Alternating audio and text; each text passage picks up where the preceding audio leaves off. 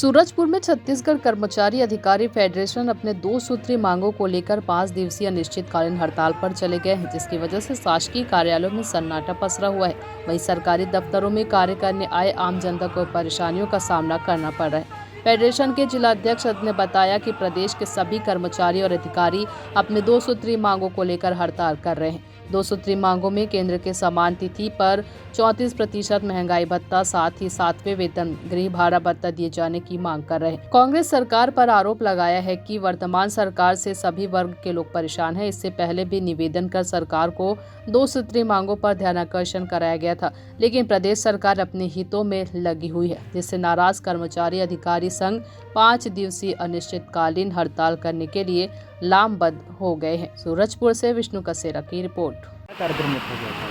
कार्यक्रम हम लोगों का 5 दिवसीय है।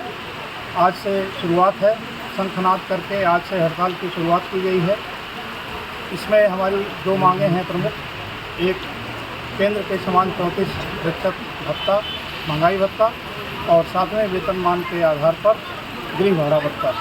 सिर्फ 2 मांगे हैं, जिसके लिए हमें बार बार आंदोलित होना पड़ता है और शासन पर कोई अभी तक ध्यान नहीं दिया गया है।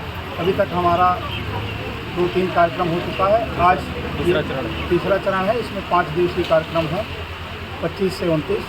इसमें हम लोग धरना प्रदर्शन करेंगे। अभी जैसे आप लोग हड़ताल में हैं, तो कार्य जो आप लोगों का है कैसे संचालित हो रहा है? कार्य बिल्कुल नहीं हो रहा। अभी हम करीब 10-12 कार्यालय घूम के आ रहे हैं और लगभग कार्यालय ठप पड़े हुए। आगे क्या मांगे हैं? आगे हमारी अभी प्रमुख तो 2 यही मांगे हैं। इसके बाद फिर आगे अगर नहीं हुआ मांगे पूरी, तो फिर जैसा प्रांतीय निकाय का निर्देश होगा उसके अनुसार कार्य करेंगे।